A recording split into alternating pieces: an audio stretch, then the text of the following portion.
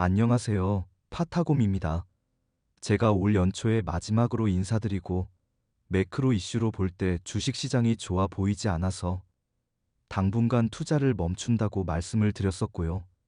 지금은 올해 사실 제가 근무를 하면서 모범 공무원상을 수상을 하였습니다. 본업이 있다 보니 아무래도 주식 보는 시간이 비중을 적게 될 수밖에 없었고요. 제가 다모다란 투자 전략 바이블이란 책을 첫 책으로 선정을 하고 책을 소개하는 영상을 먼저 올려드렸는데요. 그 내용은 제가 볼 때 책에서 중요하게 생각하는 부분을 모아놓은 것이기 때문에 꼭 반복해서 영상을 통해 숙지를 해주시고 그 지식이 있어야 이번에 제가 설명드리는 해설 부분도 빠르게 이해가 되실 거라고 생각이 됩니다. 이 영상이 올라가게 되면 소개 영상은 삭제를 할 내용이고요. 왜 그러냐면 이번 영상이 전반적으로 다 반영이 돼서 설명을 드릴 거기 때문입니다. 제가 이전에 위리안치를 통해서 매크로적인 부분을 많이 설명을 드렸는데 사실은 백투 더 베이식이라고 기초 밸류 개념부터 접근을 하는 게 맞다고 생각이 됩니다. 저 또한 엄밀히 나누자면 가치 투자자의 범주에 들어가는 사람이고요.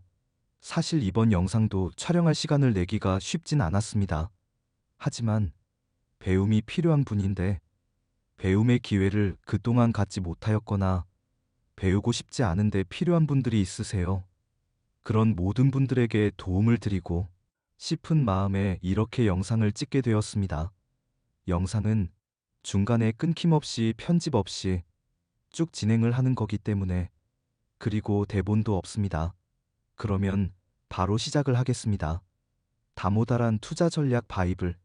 이러한 손실을 피하기 위해서는 잘못된 투자 방법을 정량적으로 분석하는 데 그치지 않고 다양한 질문과 테스트를 통해 각각의 방법이 가진 장점과 단점을 파악할 수 있어야 한다. 더 나아가 투자자 개개인이 처한 환경에 맞게 적용할 만한 올바른 판단 기준도 세울 수 있어야 한다. 이것이 바로 이 책이 독자에게 전하고자 하는 내용이다. 이 문장에 다모다란 교수님이 전달하고자 싶은 핵심 내용이 들어있다고 보거든요.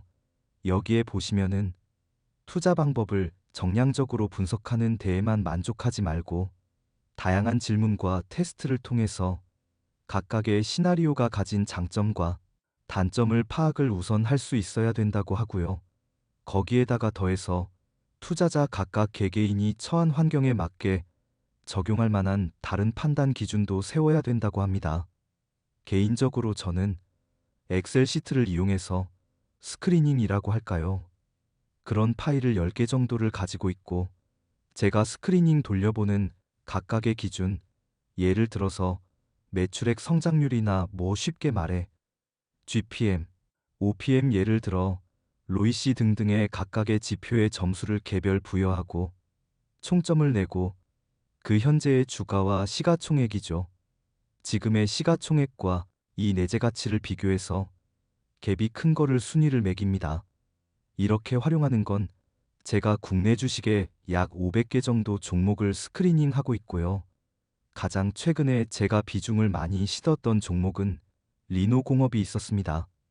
지금은 리노공업은 가지고 있지 않아요. 바로 다음으로 넘어갈게요. 이제 부수적으로. 이제 제가 대략 3회독 정도를 할 때 표시해 놓은 게 노란 선이거든요. 노란 선은 간단하게 읽어만 드릴게요. 궁극적인 투자 전략을 발견했다 하더라도 그 전략이 작동하는 이유를 살펴보면 주변 환경이 변할 때 그 전략을 수정해 적용할 수 있다. 각각의 시나리오 그리고 전략이 어떠한 변수를 이용해서 어떠한 가중치가 있어서 작동하는지를 알게 되면 주변의 매크로적인 이슈나 어떠한 재반 환경이 변할 때 전략을 감히 변화를 줘서 이제 적용할 수 있다고 하시네요. 그리고 모든 시기에 들어맞는 전략은 없다고 하셨고요. 배경이론을 이해해야 시기별로 어떤 전략이 적절하고 어떤 전략이 실패할 가능성이 높은지 판단할 여지가 생긴다고 하셨습니다. 아무리 봐도 어떤 전략이라도 모든 시기에 들어맞는 전략은 없고요. 제가 제 생각도 똑같습니다. 다만 그 전략에 들어간 배경 이론을 이해하면 어떤 전략이 이 시기에 적절하고 어떤 전략이 실패할 가능성이 높은지 이제 판단을 할 수 있다는 거거든요. 그리고 당연하지만 어떤 전략에는 약점이 있고요. 교수님이 연구를 진행해 나가면서 이제 어떤 전략을 실행할 때 무엇을 주의해야 하고 어떤 주의사항에 대해서 어떻게 다루어야 하는지도 익힐 수 있다고 하시고요. 그리고 각 전략이 장기 시계열 다양한 그룹의 주식에서 유효한지 살펴본다. 임의로 나눈 구간에서 몇몇 그룹의 주식을 사례로 사용하는 것을 벗어나 이제 주식시장에 상장된 모든 주식에 대해서 가능한 한 긴 기간을 정해서 검증을 해본다고 하시고요. 세부 기간을 정해서 전략이 성공한 기간도 있고 실패한 기간도 있으니 그걸 나누어 보고 이제 모든 전략이 막대한 수익을 가져다 주었던 성공적인 시기가 있었던 반면에 실패한 불행한 시기도 있다는 것. 그리고 만약 저 PER주의 주식을 사는 전략을 선택을 했다면 이 전략이 다른 것보다 어떤 시기에 우월한 기간을 가졌는지 찾을 수 있고요. 그리고 각 시기의 시장 상황에 대해서 면밀히 조사를 해보면 전략을 조율해서 좀 더 효율적으로 바꿔갈 수 있다는 거죠. 그리고 궁극적으로는 이 전략의 결과로 얻은 수익률이 단지 내가 운이 좋았던 건 아닌지 알아볼 수 있고 전략이 가져오는 결과는 변동성이 심하기 때문에 시장을 크게 이기는 해가 있는 반면 시장에 뒤처지는 해도 있고요. 따라서 분석을 내렸다면 그 최종 결과를 받아들일 때는 굉장히 조심해야 합니다. 투자 전략은 경험적인 기준 예를 들어서 하이닉스가 PBR이 1배 미만일 때는 절대적으로 싸다. 이런 식으로 경험적인 기준에 기초한 경우가 많은데 많은 투자자가 이러한 기준을 분별 없이 따르고는 합니다. 다음 장 갈게요. 정보 과부하에 직면한 투자자는 이를 단순하게 만들 수 있는 규칙을 쉽사리 받아들인다고 하고요. 이 정보 과부하라는 단어가 조금 의미하는 바가 있는 것 같아요. 왜 그러냐면 제가 경찰관 제가 정보 출신인 건 알고 계시잖아요. 제가 정보 형사를 하면서 이제 어떠한 정보 이전 단계 데이터죠. 데이터를 방대하게 수집을 하면 그걸 가공하고 그걸 다듬어서 이제 정보화를 하는데요. 그런데 이런 정보조차도 현대에는 인터넷이나 어떤 애널리스트의 도움 등 이제 과부하에 직면할 정도로 많은 정보가 모이거든요. 이런 정보들은 서로 상충되는 것도 있기 마련이기 때문에 모든 정보를 단순하게 만들 수 있다. 그거는 사실 불가능합니다. 그래서 아까 제가 파일이 10개 정도 있다는 것은 여러 경우의 수를 대비한 거거든요. 예를 들어 재무적인 부분에 대해서 가중치를 둔 그런 어떠한 데이터가 있을 수 있고 아니면 우리 다모다란 교수님이 말씀하시는 어떤 내러티브에 치중된 예를 들어 영업이익은 적자지만 매출액 성장률이 굉장히 성장률이 높고 추후에 더 성장할 가능성은 높다. 이런 내러티브에 기초한 것도 이제 판단할 수 있는 그런 스크리닝 지표를 제가 가지고 있거든요. 그래서 항상 단순하게 뭔가를 만든다. 그거는 간단명료한 것과는 다른 거예요. 간단명료라는 것은 각각의 정보나 데이터를 다 아우를 수 있는 함축적인 그런 짧은 글로 만든다는 걸 뜻하는 게 간단명료고 대부분의 투자자는 아까 말씀드렸던 대로 하이닉스가 PBR 1배 미만이면 싸다. 이런 식으로 지나치게 모든 걸 생략하는 그런 기준을 만든다는 거죠. 그리고 이제 교수님이 말씀하시기를 투자 전략 바이블의 각 장에서는 전략의 타당성을 검증하기 위해서 우선 일화를 제시를 하고 이론적 토대를 살펴보며 실제 효과가 있는지 혹은 무의미한지 거기에 대한 증거를 찾아본 후 잠재적인 약점을 언급하면서 마무리하실 예정이라고 해요. 그리고 이제 그 다음에 예를 들어주시는 게 배당에 대한 사람들의 생각에 대해서 논하고 있거든요. 예를 들어 모델리안이 밀러 정리를 보면 배당은 중립적이기 때문에 수익률에는 영향을 미치지 못한다고 주장을 한 건데 예컨대 주가의 2%를 배당으로 지급하던 기업이 주가의 4%를 배당으로 지급을 하면 당연히 투자의 총 수익이 증가를 하지 않겠느냐는 건데, 하지만 이 모델리아니 밀러 정리에 의하면 투자의 총 수익이 증가하지 않는다고 했습니다. 왜냐하면 주가의 상승률이 배당이 늘어난 만큼 감소해서 속칭 또이또이가 된다고 보기 때문이거든요. 즉, 배당이 2%에서 4%로 증가하면 주가의 상승률이 10%에서 8%로 감소해서 플러스 2% 마이너스 2%는 이제 0, 그래서 투자의 총 수익이 유지된다고 보는 거거든요.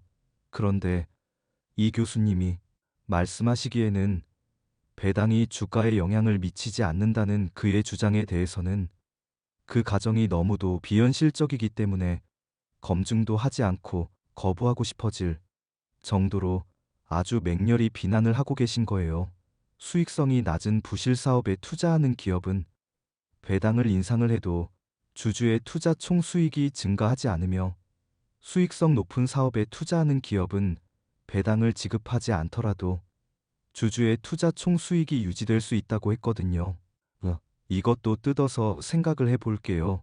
수익성이 안 좋은, 그러니까 전혀 비즈니스가 좋은 그런 BM을 가진 사업이 아닌데, 투자하는 기업은 설령 배당만 높이더라도 주가가 오를 리가 없으니까 주주의 투자 총 수익이 증가하지 않고, 만약 BM이 좋은 수익성 높은 사업에 투자하는 기업은 설령 배당을 지급하지 않더라도 주주의 투자 총 수익이 유지될 수 있다는 거거든요. 그리고 교수님이 말씀하기를 약세장 기간에 고배당주가 저배당주보다 방어적 투자에 유리하다는 증거는 거의 없다고 합니다. 이거는 제가 다른 책을 통해서 이제 알게 된 지식을 조금 더해서 설명을 해드리자면, 우선 교수님은 연구에 그런 결과를 말씀을 하신 거예요. 그거는 이제 조사를 해봤을 때 약세장 기간인데 고배당주가 더 퍼포먼스가 좋다는 증거는 없다는 건데, 이 배당에 대해서 이제 첨언을 드리자면 가장 좋은 케이스는 배당률이 높은 건 아니에요. 이게 무슨 말이냐 하면, 예를 들어 기술주나 이런 경우에는 배당을 거의 안 하거나 하더라도 아주 낮게 하는 경우가 있는데, 그렇지만 이 기업이 성장을 하게 되면 이제 배당률은 이제 점점 투자 원가에 대비해서 올라가기 마련이에요.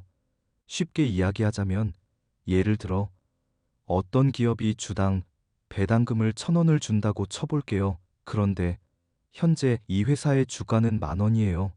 그러면 이 회사의 주가가 올라가면서 영업이익이 높아지면 이제 나중에 주당 배당금이 올라가게 될 거고, 그러면 저는 투자 차익 플러스 배당의 성장까지 먹는 이제 배당 성장주를 갖게 되는 거거든요. 그래서 절대적인 배당률을 보고 투자를 할 필요가 없이 좋은 비즈니스 모델을 가지고 성장할 수 있는 그런 기업에 선택을 한다면 그 주식은 점점 주당 배당금을 높여줄 거예요. 우리나라 주식으로 설명해드리면 대표적으로 참고하기 좋으신 건 이크레더블 정도를 한번 검색을 해보세요. 이크레더블이 신용평가하는 곳이거든요. 예를 들어 은행이 기업에 대출을 해주고자 한다. 그러면 그 기업의 신용 등급을 매기잖아요. 그런 업무를 대행을 하는 것인데, 주가는 꾸준히 우상향을 하고 배당률도 점점 높아져요. 그러면 초기 투자자는 주당 배당금도 늘어나고 이제 차익이라고 할 수 있는 주가도 늘어난 거죠. 이런 기업이 좋은 기업이거든요. 그래서 오히려 교수님 말씀처럼 약세장 기간이니깐 고배당 주가 유리하겠지, 이런 접근은 틀리다고 보는 게 맞죠. 그리고 교수님이 추가로 말씀하시기를 배당을 지급한 기업 사이의 배당 수익률 차이도 교수님 보시기에는 흥미롭다고 하거든요. 배당을 지급한 기업의 평균 배당 수익률은 3.32%지만 이것은 배당 수익률이 매우 높은 일부 기업 때문에 높아진 수치라고 해요. 더욱 의미 있는 배당 수행의 통계는 중앙값인 2.54%라고 합니다. 이거는 교수님 표현을 빌리자면 다른 서적에서 말씀하신 바 있는 이상치예요. 이상치 그러니까 몇 개의 어떤 특정한 뭔가 돌발 변수 돌발 수치가 전체 평균을 호도하는 경우죠. 그러니까 배당 수익률이 매우 높은 8% 이상 기업 때문에 평균 배당률인 3.32%가 나온 것이지. 이런 아웃라이너들을 빼면 의미 있는 배당 수익률은 2.54%가 평균이라는 거예요. 그리고 투자에 실무적으로 도움이 되실 말을 해드리자면 배당 수익률이 만약에 7%, 8%, 10%가 넘어간다. 단언할 수 있습니다. 좋은 기업 아니에요. 왜냐면 배당을 보실 때는 단순 배당률을 볼 게 아니라 배당 성향을 우선 봐야 돼요. 배당 성향이 대부분 사람들은 전체 잉여현금의 67%가 넘어가는 배당은 뭔가 이상 징후가 있다고 보거든요. 기업이 돈을 버는 것보다 배당을 많이 한다는 것은 몇 가지 측면이 있어요.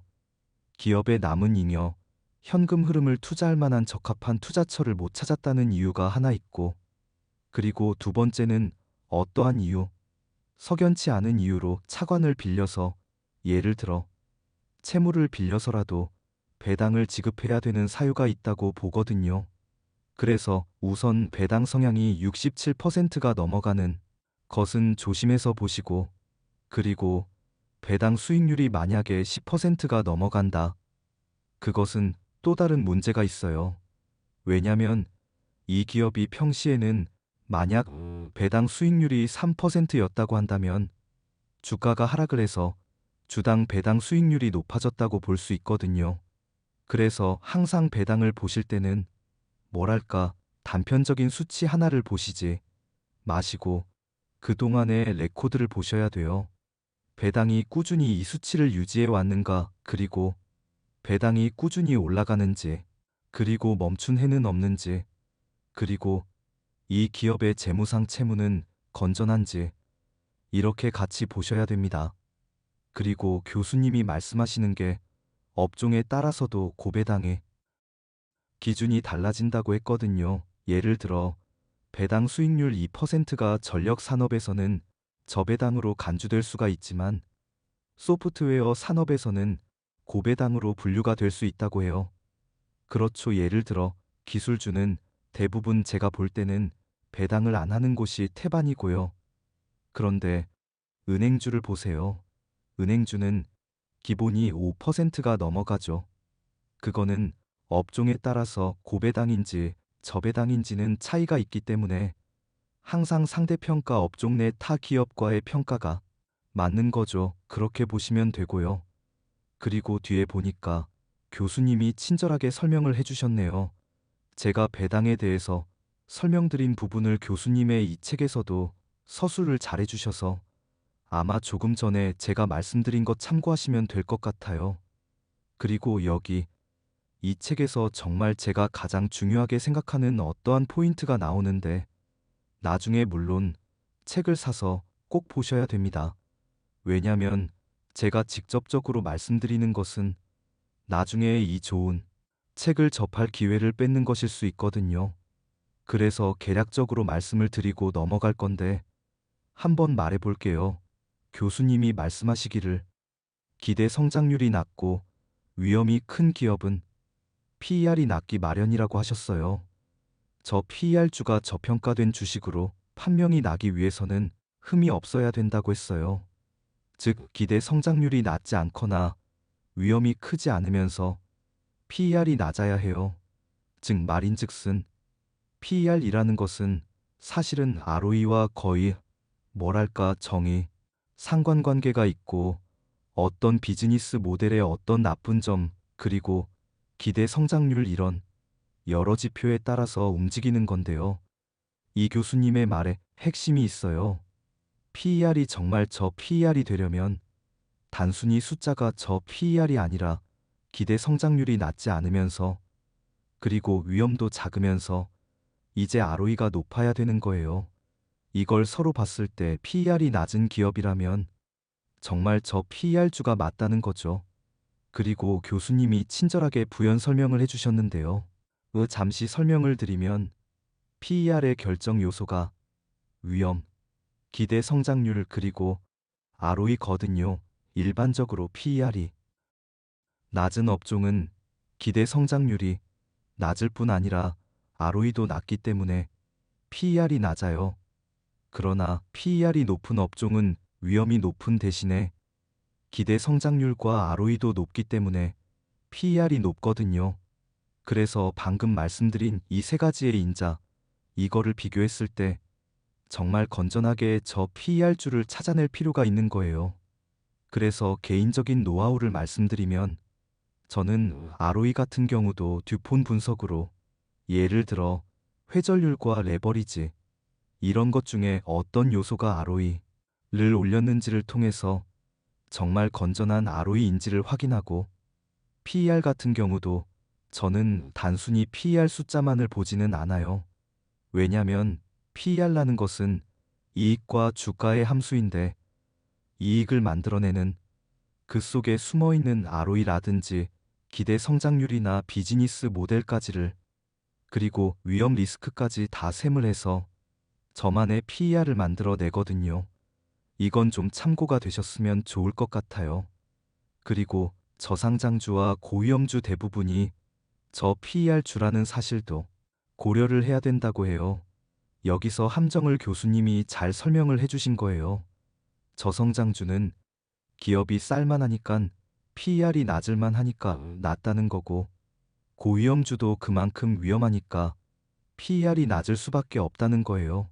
그러므로 이제 저 PER주 포트폴리오를 구성하려고 하시면 이익의 질과 성장 잠재력이 높고 위험은 낮은 그런 포트폴리오를 구성을 해야 된다고 하시고요. 그 열쇠는 다양한 필터를 이용해서 이러한 요소를 모두 갖춘 포트폴리오를 구성하는 거라고 하셨어요. 그리고 이제 교수님이 추가적으로 어떠한 합리적인 EPS 기대 성장률 수치라든지 이익의 질은 어떻게 보면 좋은지 이런 부분에 대해서 이 책에 정말 상세하고 친절하게 설명을 해주시니까 꼭 책에서 확인하시길 바랄게요. 다 그쪽 이야기이신데 이 부분은 정말 핵심적인 내용이라 제가 설명을 하는 게 교수님께 누가 될 것 같아서 꼭 책을 통해서 확인하시기 바라겠습니다. 이익 성장과 주가 상승을 기대하면서 경영이 훌륭한 우량기업에 투자하는 전략은 위험할 수 있다. 현재의 주가의 기업이 훌륭한 경영 능력이 이미 반영되어 있을지 모르기 때문이다. 이미 주가에 반영이 되어 있다면 가장 큰 위험은 시간이 흘러 기업의 훌륭한 경영 능력이 사라지면서 프리미엄도 함께 사라지는 것이다.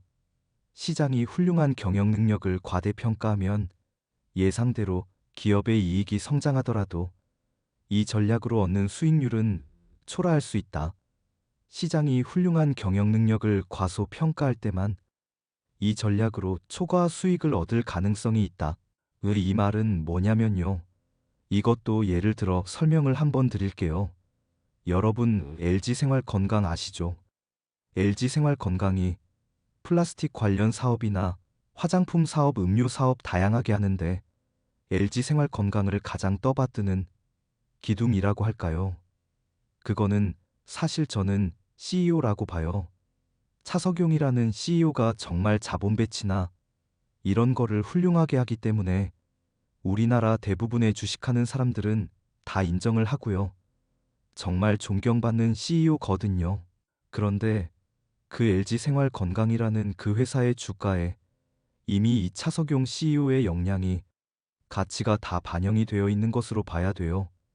그러면 지금 현재 제가 알기로는 LG생활건강이 전년도까지는 10년 연속 흑자, 그리고 어떠한 이익 성장률도 발군의 능력을 보였는데 근본 이제 중국 관련 사업이 잘 안 풀리기도 하고 그러면서 처음으로 이제 영업이익이 후퇴를 한 것으로 알아요. 영업이익이 그렇게 되면 이제 CEO에 대한 어떤 그런 가치가 흔들릴 수가 있는 거예요. 그 프리미엄이 사라지면 주가는 곤두박질 칠 수밖에 없거든요. 그래서 지금 LG생활건강 이야기 나왔으니까 잠깐만 화장품 산업에 대해서 좀 말씀을 드려야 될 것 같아요. 우선 화장품 산업에 있어서는 큰 양대 산맥이 우리 아모레 퍼시픽이랑 LG 생활 건강이 있죠. 그런데 이 두 회사가 추진하는 방향도 다르고 현재 처한 현실도 조금은 달라요. 지금 이야기 드리는 화장품 산업에 대해서는 관심이 있는 분이 아니면 뒤로 스킵을 해서 다시 책 내용 들으시면 좋을 것 같고요. 그게 아니라 화장품 산업에 대해 궁금하신 분들이 있으니까 제가 LG 생활 건강 이야기 나온 김에 말씀드릴게요. 아모레 퍼시픽 같은 경우가 사실 이니스프리나 이쪽을 통해 가지고 굉장히 저변을 넓혔죠. 밑에 이제 로드샵을 통해서, 그렇고 LG 생활 건강은 더 페이스샵을 통해서 같이 추진은 했지만 역부족이었어요. 그래서 선택한 결과가 너무나 다른 건데 LG 생활 건강은 후라는 브랜드를 이제 굉장히 고급화를 하고 예를 들어 거의 브랜딩을 굉장히 잘해서 최근까지도 이제 중국에서 광군제나 이런 데서 10등 안에 들 정도로 마케팅을 성공을 했고 이제 아모레 퍼시픽은 반대로 이제 조금은 중저가 라인에 치중을 했어요. 그런데 중국 사업에서 힘듦을 겪고 있는데 그게 왜 그러냐면 기본적으로 LG 생활 건강 같은 경우는 후가 고급화를 성공을 했지만 전통적인 서양의 정말 좋은 브랜드들 많잖아요. 예를 들어 일본의 시세이도도 그렇고 중국 소비자들이 그런 더 고급화된 그런 명품 같은 화장품을 선호를 하게 됐고요. 이제 중저가에 있어서는 이제 자체 브랜드 중국 내에서도 사실은 뛰어난 브랜드들이 많이 기초 화장 쪽으로도 성장을 했거든요. 그래서 자체 브랜드들이 성장을 하면서 이제 둘 다 고급 시장에서 밀린 LG 생활 건강과 중저가 시장에서 밀린 아모레 퍼시픽이 어려움을 겪고 있거든요. 여기에 이제 향후에 어떻게 달라질까 생각을 하면 저는 전망이 좀 어둡다고 봅니다. 그거는 구조적인 추세이기 때문이고요. 오히려 화장품 산업에서 더 유심히 봐야 될 것은 ODM과 이제 어떠한 포장재 그쪽이 저는 더 좋다고 봐요. 왜냐? 아까 말씀드렸지만 중저가 시장에서 중국 자체 브랜드가 성장을 했다고 했는데 이제 이런 브랜드들이 브랜드 마케팅을 하지만 제조 역량은 떨어지거든요. 그러면 어디를 이용하느냐? 대부분 우리나라 이제 코스맥스나 이제 한국콜마 이런 ODM을 통해서 제작을 하거든요. 그래서 앞으로 중국 브랜드가 이제 온라인화나 이런 것을 통해서 많이 침투를 한다고 봤을 때 ODM 업계가 좋을 확률이 높고요. 그리고 아까 포장재를 제가 말씀드렸잖아요. 포장재가 왜 중요하냐면 이게 단순히 플라스틱이 이런 소재가 아니거든요. 그것을 펌핑했을 때 얼마나 적정량에 나오고 어떤 부드러움이 있고 이것도 다 노하우예요. 사실은 소재의 부분도 있고요. 왜냐하면 요즘에는 한약 소재나 이런 다양한 한방 소재가 쓰이기 때문에 그거랑 뭔가 상성이 안 맞는 그런 용기를 쓸 수는 없는 거고요. 그런 대표적인 업체가 펌텍 코리아나 연우. 연우는 이번에 한국 콜마가 인수를 했죠. 그래서 이런 쪽으로 이제 화장품 산업에서는 우리가 전통적으로 좋게 보는 아모레 퍼시픽이나 LG 생활 건강보다는 그 다음 단에 있는 ODM 업체나 오히려 주로 본다면 오히려 색조에 강한 기초 화장 쪽은 앞으로도 저는 힘들 거라고 생각을 해요. 색조에 강한 제조사나 ODM 업체 그리고 포장재 업체 쪽으로 보시는 게 좋을 것 같아요. 자, 화장품 산업 이야기에는 이 정도 설명을 드리고 계속 이어갈게요. 교수님께서는 가격이 지나치게 높으면 우량 기업에 투자해도 불리할 수 있다고 하셨어요. 이러한 모순을 이해하는 열쇠가 투자가 기대를 관리하는 게임임을 깨닫는 것이라고 했고요. 어떤 기업이 시장에서 초우량 기업으로 평가를 받아서 주가도 초우량 기업 수준이 되었는데 실제로는 우량 기업에 불과하다면 우리는 그 주식을 더 낮게 평가를 해야 하고요. 이 기업의 PER을 유사 기업의 PER과 비교를 해보면 주가에 반영된 기대를 측정할 수 있다고 했습니다. 기대가 지나치게 높은 기업은 우량 기업이라도 피하는 편이 현명하다고 했어요. 이게 그 말이거든요. PER이 높은 것을 사는 것을 주의하라는 거예요. 왜냐하면 아무리 우량 기업이더라도 가격이 높으면 박살이 나거든요. 왜냐? 이 투자라는 게 기대를 관리하는데 성장이 꺾이는 순간 성장주는 초토화를 당합니다. 그래서 우리 사람들이 보면 지금 좋은 게 영원할 거라고 생각을 하는데 그러지 마시고요. 오히려 PER이 지나치게 높은 것은 만약 우량 기업이라도 피하는 게 낫다고 하시네요. 현재의 실적을 고려할 때 우량 기업의 주가가 적정 수준이더라도 시간이 흐르면서 기업의 실적이 바뀔 가능성도 생각해둬야 한다. 방금 제가 말씀드린 거죠. 왜냐하면 시간이 흐르면 기업의 실적은 평균 수준으로 바뀌는 경향이 강하기 때문이다 라고 하셨네요. 제가 이제 서적을 읽는 효용이라고 할까요? 가장 좋은 점은 제가 드려야 되는 시간을 이 저자분들이 대신 해주거든요. 그래서 저는 항상 원칙이 있습니다. 책에서 주장하는 아니면 제시하는 근거들, 이런 레퍼런스는 저는 그냥 전혀 의심 없이 다 수용을 하려고 하고요. 그리고 추가로는 이제 이 책에서 교수님이나 다른 저자가 주장하는 바에 대해서 우선은 맞다고 생각을 하는 게 맞아요. 왜냐? 제가 이 책을 보면서 보통 제가 한 가지 책을 수십 번 회독을 하거든요. 물론 책 읽는 노하우도 있어요. 저는 직업병상 이제 이 책 또한 하나의 데이터라고 보기 때문에 끊임없이 밑줄을 긋고 요약을 해서 양을 줄여가는 그런 방식을 선택을 하기 때문에 사실 하루에도 한 5회독 정도는 가능하거든요. 그래서 예전에 공자님인가요?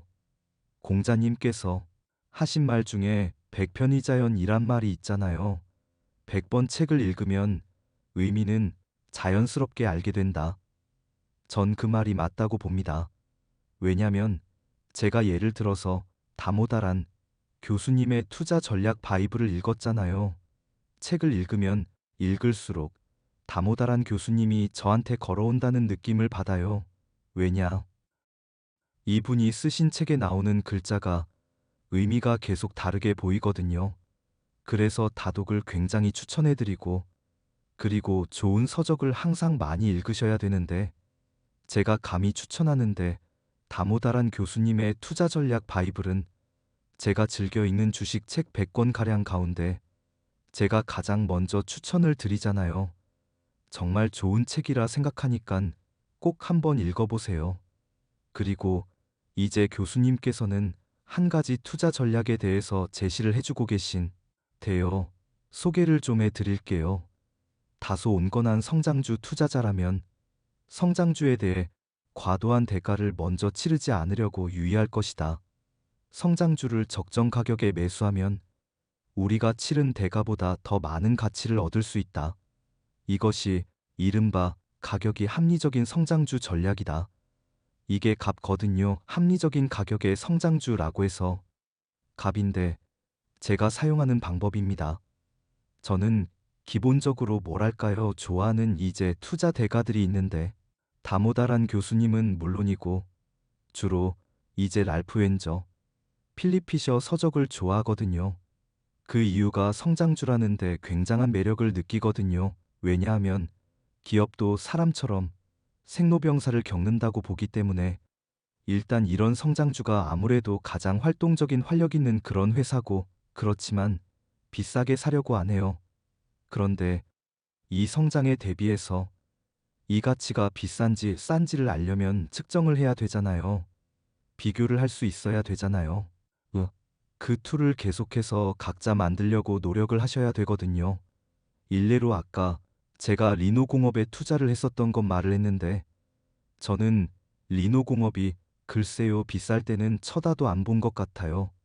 근데 언젠가 제가 주변 분한테 말씀드리기를 리노공업이 뭐 11만 원대까지 내려온다. 이상한데요. 그 정도는 아닌 것 같은데요. 라고 말씀을 드렸거든요. 그런 거예요. 측정을 할 수 있어야 되거든요. 계속 진행할게요. 과거 성장률이 과연 미래 성장률을 알려주는 훌륭한 지표일까? 꼭 그렇게 보기는 어렵다라고 하시는데, 그렇죠. 우리가 이제 보통이 뭐라고 할까요? 과거에 잘 나간 기업이 계속 잘 나간다고 보면 우리 모두는 우량주에만 투자를 해야 되는데 그렇지는 않거든요. 잘 나가던 기업도 한순간에 고꾸라질 수가 있는 거군요. 그리고 여기에 흥미롭게도 다모다란 교수님도 약간의 모멘텀에 대한 설명을 해주셨어요. 교수님 말에 의하면 이제 한 달의 단위도 이제 가만 보면 대개 플러스로 상관관계가 나왔다고 했어요. 그리고 최근에 6개월 동안 상승했던 주식은 그 이후에 6개월 동안도 계속 상승하는 경향이 있었고, 반대로 6개월 동안 하락한 주식은 이후에 6개월 동안에도 계속 하락하는 경향이 있었다고 설명하시네요. 그리고 연단위 1년을 장기로 정의를 해보면 대부분 계열상관이 마이너스가 나온대요. 이게 이제 결국은 교수님도 어떠한 모멘텀으로 설명했는데 6개월 정도는 계속 오르는 건 오르고 내려가는 건 내려간다고 말씀하신 거고, 반대로 연간으로 보면 이제 역전이 된다는 거죠. 올라가란 건 꺾이고 내려가는 거는 오르고 이렇게 된다고 말씀하시네요.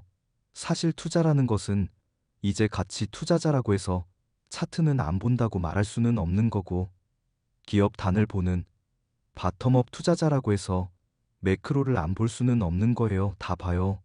봐서 이제 돌다리를 두드려 건너는 거고요. 제가 볼 때는 워렌 버핏 선생님도 저는 매크로를 본다고 보거든요. 매크로를 보기 때문에 미쓰비시를 살 수 있는 거고, 엑슨모빌도 살 수 있고, 그리고 항공사를 샀다가 또 팔 수도 있는 거고요. 제가 볼 때는 워렌 버핏 선생님도 매크로를 본다. 하지만 가중치를 두지는 않겠죠. 그렇게 볼 수 있을 것 같고요.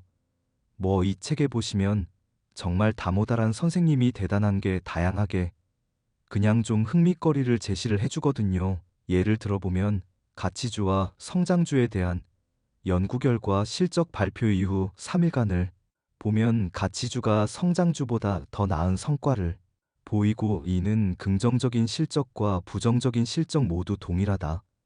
이는 성장주보다는 가치주에 투자했을 때 어닝 서프라이즈로 수익을 거두기가 더욱 쉽다는 뜻이며, 아마도 시장은 성장주에 대해서 과도하게 낙관적인 기대를 한다는 사실에 대한 방증일 수 있다. 참 재밌죠. 이런 걸 어떻게 다 연구하셨는지 모르겠으나 이건 뭐 한번 읽어보시면 될 것 같아요. 근데 포인트는 그거예요. 이런 하나의 그런 단서들을 항상 저는 정리를 하거든요. 그래서 하나의 문구로 만들어요. 이거를 통과하는지 안 하는지 그런 식으로 봐서 내 머릿속에 있는 것이 아니라 이런 데이터베이스를 구축해서 시스테마를 계속하려고 노력을 합니다.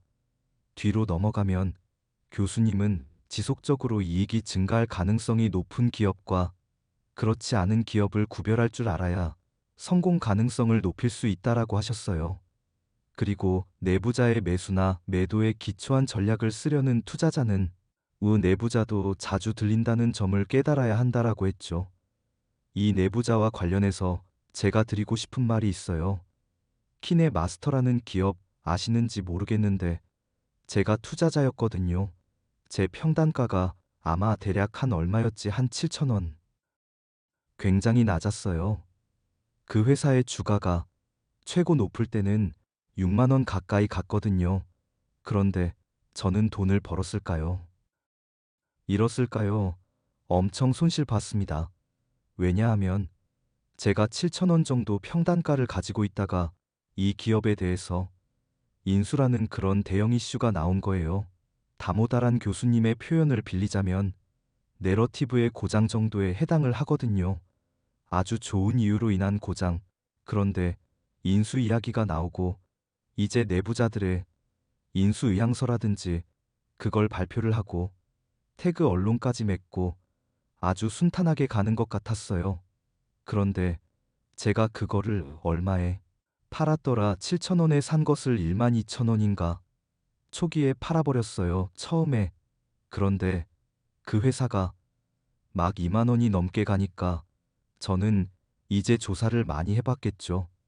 그 당시에 내부자에 속하는 분이 주식을 억 단위를 대거 매입을 한 걸로 제가 봤어요.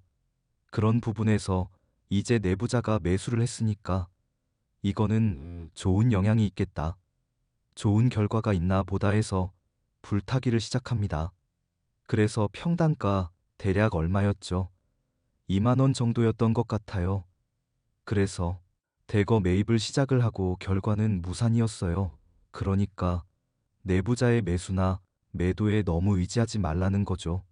그때 아마 제가 눈이 좀 멀었던 것 같은 게 우리 하워드 막스 선생님이 그랬잖아요. 하늘 높이까지 자라는 나무는 없다고.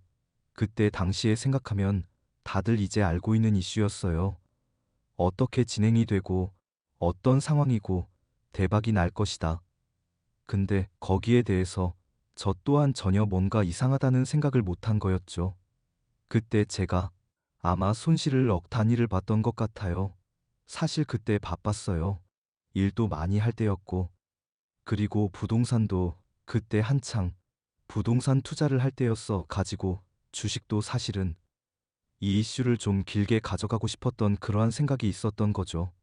그래서 그때 억 단위의 손실을 보면서 제가 느낀 게, 아, 이게 모두가 아는 거는 이게 호재가 아니다. 그 생각이 들었고, 또 다시 한번 이제 우리 하워드 막스 선생님이 말했던 그런 격언들, 그게 생각이 나더라고요. 그러니까 여러분도 꼭 내부자에 너무 매달리지 않았으면 좋겠습니다. 그리고 이 책을 읽어보면 너무 많은 포인트가 있어서 제가 어떻게 하나하나 읽어드리다가는 끝이 없을 것 같아요. 그만큼 너무 좋은 책이고, 중간중간 제가 꼭 말씀드릴 부분만 발췌를 해볼게요. 그리고 교수님이 말하기를 아무리 장기간에 걸친 세심한 연구라 하더라도 그 결론은 확정적이지 않고 확률적이라고 했어요. 예를 들어 지난 5년간 고배당 주식의 성과를 측정하고 90% 확률로 저배당 주식보다 높은 수익을 낸다는 결론을 내릴 수는 있지만 이 성과를 보장할 수는 없다고 하셨고요. 마지막에 이제 교수님이 저희 독자들에게 하고 싶은 말로 끝이 나는데, 교수님이 참 따뜻한 분인 게 좀 느껴지는 것 같아요. 금융시장에서 가장 씁쓸한 교훈은 성실함, 인내, 철저한 대비 같은 덕목이 항상 좋은 결과로 돌아오지는 않는다는 것이다. 포트폴리오가 돈을 벌어주고 말고는 결국 운이 좌우하며 투자자가 통제할 수 있는 영역은 아주 제한적이다. 아, 정말 이 책, 이 문구 하나만으로도 저는 책값은 톡톡히 한다고 생각해요. 너무 따뜻하잖아요. 그리고 당연히 인간은 실수를 한다. 시장이 효율적이라고 믿는 사람도 이러한 현실은 인정할 것이다. 이제 질문은 당신이 이러한 실수를 평균적인 투자자보다 더 잘 활용할 수 있는가 하다. 해야 숙제를 하고 자신이 지닌 투자 전략의 약점을 파악한 다음 그 약점에서 스스로를 지키고자 노력해야 한다. 단기간에 승부를 내고자 한다면 행운도 따라야 한다. 저는 운이 없었어요. 그렇죠. 물론 이제 투자의 일부니깐. 하지만 제가 키네 마스터를 굉장히 주력을 많이 했거든요. MAU도 계속 보고 구글 트렌드의 그런 어떠한 경쟁사에 대비해서 어떤 매력이 있는지를 봤고, 그리고 이제 결정적으로 저는 돌아가신 이밀택 사장님의 리더십을 많이 의지를 했었거든요. 실례로 이제 저랑 정말 가까운 저의 투자 구루인 친구가 있는데, 그 친구는 키네 마스터 주총에도 가서 이밀택 사장님에게 질문도 했고요. 그 정도로 이제 같이 리서치를 많이 하는 상황에서 좋은 호재인 그런 인수 이슈가 나와서 저희는 거기를 이제 열심히 연구했지만 일단 키네 마스터 건으로는 이익은 얻지 못했습니다.